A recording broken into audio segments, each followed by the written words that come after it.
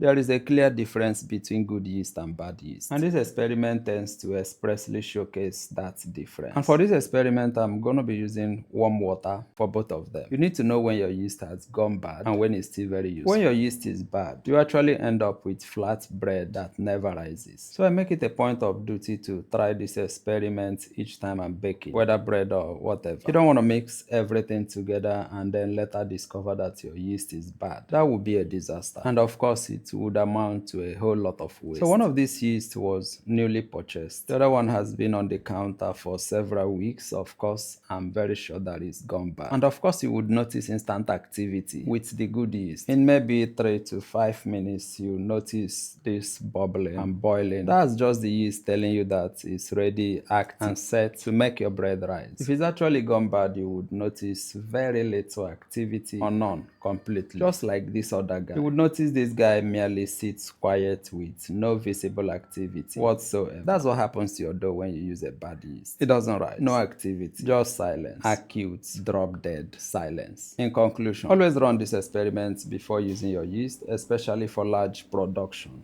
You don't want to finish mixing everything before having to learn that your yeast is bad. Nobody wants that experience. Surely that would amount to a disaster. And we don't like disaster. Thank you for watching. Please subscribe.